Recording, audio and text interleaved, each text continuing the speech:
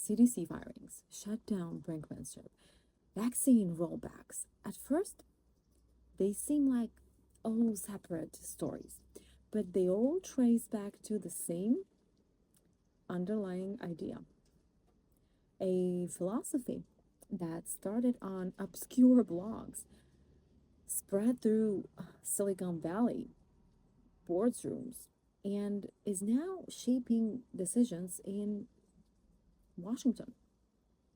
That's the worldview of Curtis Yarvin, the software engineer who built the Dark Enlightenment, and Peter Thiel, the billionaire who turned those same ideas into a political strategy.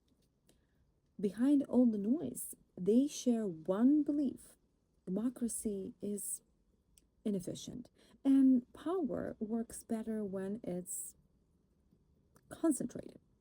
Like like a startup with a single CEO running all the show. And whether you realize it or not, we're watching that experiment unfold in real time inside our government, our agencies, and our public institutions.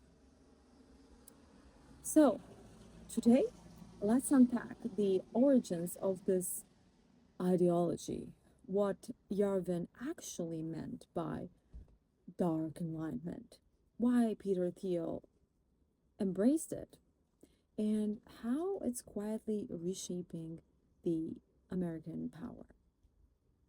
So, to understand how these ideas took root, you have to start with the psychology of Silicon Valley itself. In the beginning, tech culture was idealistic. So, a little rebellious, anti establishment, obsessed with freedom and innovation. The early internet pioneers saw themselves as breaking free from the government itself, from its red tape, not running it. But something shifted after the dot-com crash, after 9/11, and again after the 2008 financial crisis. That is when many of the tech elite, including Peter Thiel, started to lose faith in democracy's ability to adapt. They looked at Washington and saw gridlock, inefficiency, compromise. And to people who built billion-dollar companies from code and caffeine, that looked like, well, failure. Theo began asking a dangerous but fascinating question. What if, what if governments should run more like startups? What if a nation had a founder, a visionary, a CEO who could make bold decisions without endless committees or public approval? It was the same dream that drove Silicon Valley's success, the belief that a single genius with enough capital and courage could change the world. And, well, that's the seed from which the modern tech right movement grew and flourished. Because once you start seeing democracy as a bottleneck, not a safeguard, it's only a matter of time before someone tries to rewrite the operating system entirely. Curtis Yarvin isn't a politician. He's a software engineer, a systems thinker who looks at society the same way he looks at code. In the early 2000s, he started writing a blog under the name Mencius Moldbug. What began as long, rambling essays about history and government slowly turned into a full blown political philosophy, something he called the Dark Enlightenment. The name itself is, well, it's ironic. He's saying the modern world needs to be re enlightened by realizing that democracy doesn't work. In his eyes, democracy is a buggy operating system, messy, slow, vulnerable to manipulation. He argued that the reason Western societies feel stuck is because too many people have power and no one is actually in charge. Yarvin's solution is simple but very radical. Replace democracy with something that looks more like a corporation. One leader, one hierarchy, complete control. He imagined a nation run by a CEO instead of a president. Someone who can fire bureaucrats, override laws, and manage the country like a business startup. He even had a term for that. He wanted to do page, retire all government employees, fire the bureaucracy, start over, rebuild the system with loyal, efficient workers who follow the exact vision of the leader. To Yarvin, the biggest obstacle isn't corruption or incompetence. It's what he calls the cathedral. That's his term for the alliance of universities, journalists, and public institutions that he believes control the way people think. He sees them as a kind of modern priesthood, one that he says teaches obedience to democracy, progress, and equality. And he thinks the only way to break that spell is to take power away from them completely. Sorry. Now, most people dismissed him as a crank, but a small group of very influential readers, mostly in the tech world, they didn't.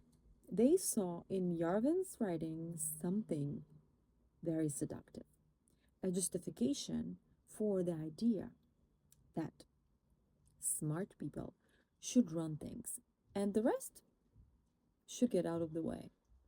And one of those readers was Peter Thiel. Now, Peter Thiel has always seen himself as more than just an investor. He's a philosopher with billions of dollars to test his theories in the real world. And his theories have always revolved around one single obsession: power. Thiel made his fortune as a co founder of PayPal and an early investor in Facebook. But unlike most tech billionaires, he's never really believed that democracy and progress go hand in hand. He once wrote, "I no longer believe that freedom and democracy are compatible." To him, democracy slows down innovation.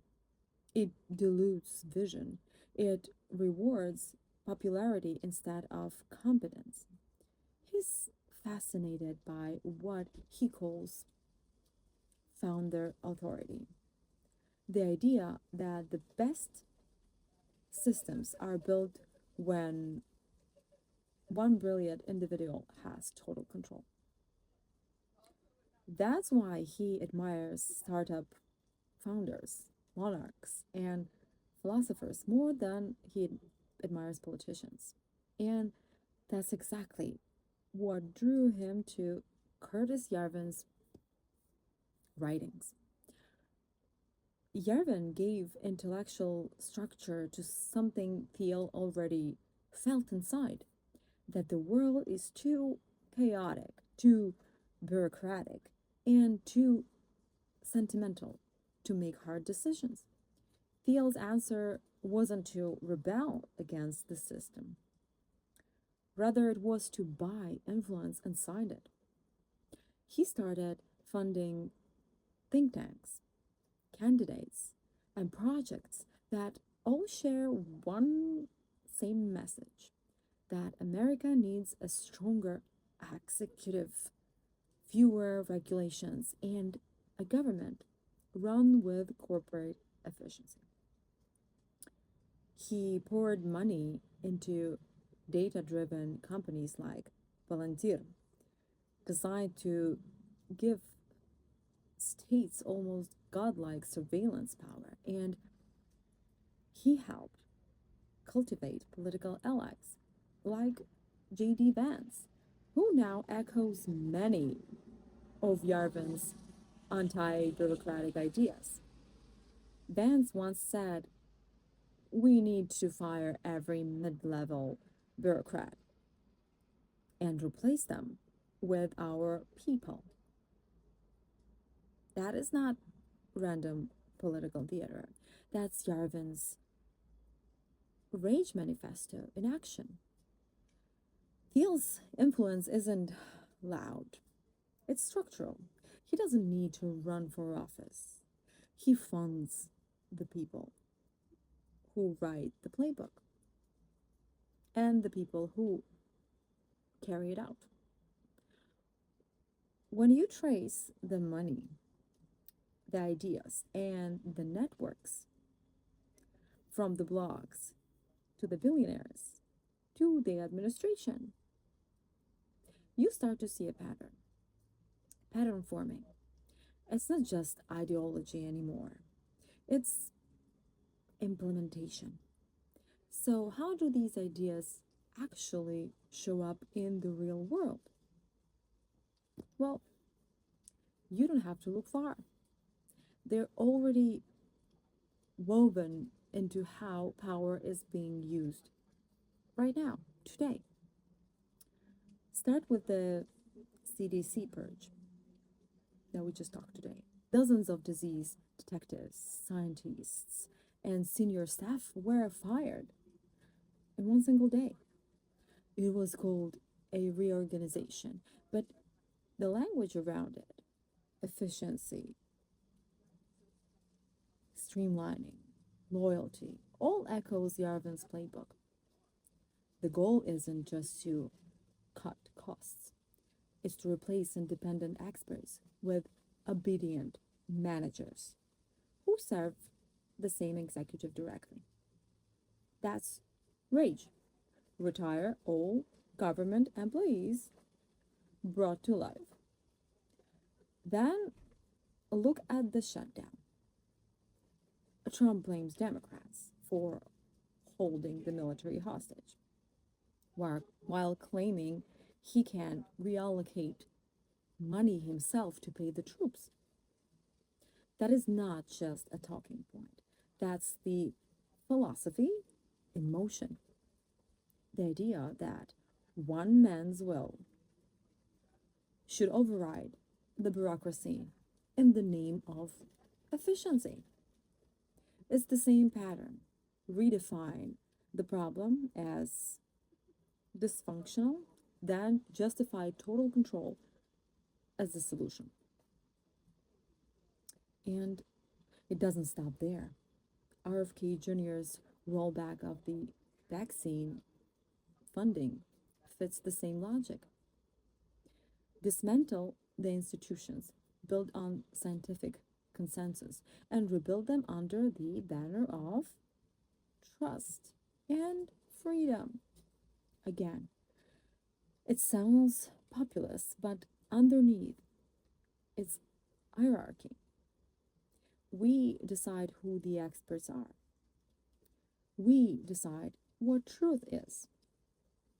Put all these moves together, and you start to see the architecture of something much, much bigger, a shift from governance through systems to governance through individuals.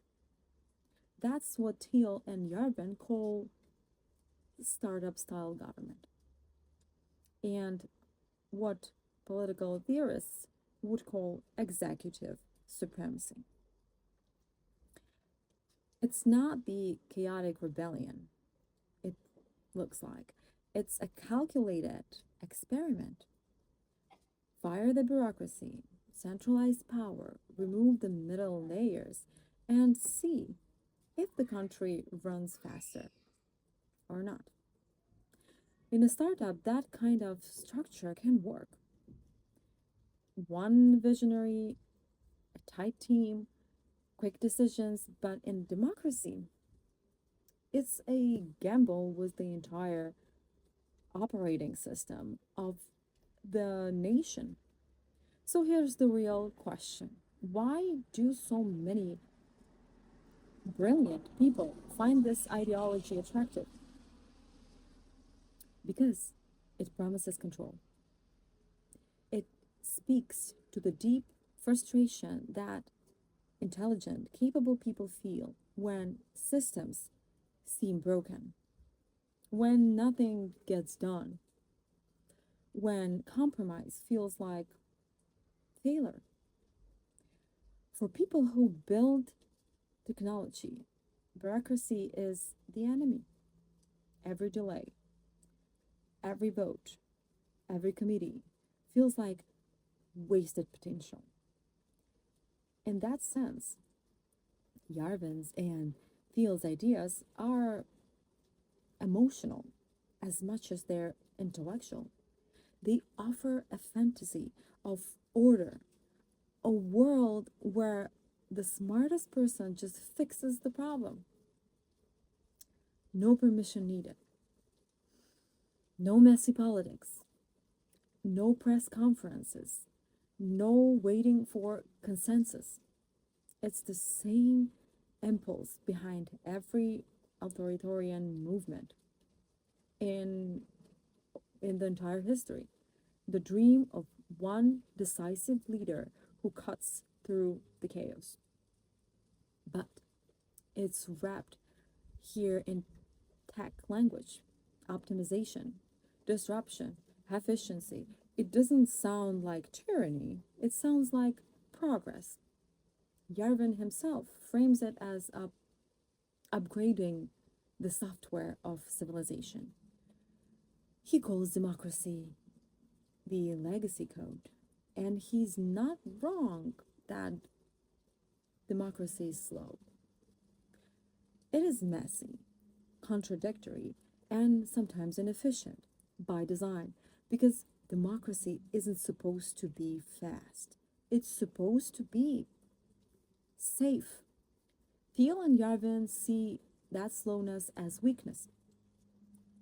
But in reality, in truth, that friction, that need for debate, transparency, and dissent is what stops any one person from rewriting the code of society in their own image or desire. Democracy may be inefficient sometimes, but it's the inefficiency that protects us from dictatorship. That's the paradox at the center of all of this. They want the precision of a machine in a system built to reflect human complexity. And that's why this ideology feels so powerful and so dangerous. So, what's really being tested right now isn't just a political strategy. It's a question about how power should function in the 21st century. The people who follow Yarvin's logic want to see if you can take the efficiency of a startup and graft it onto the state.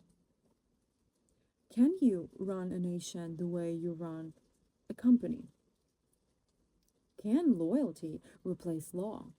Can management replace democracy?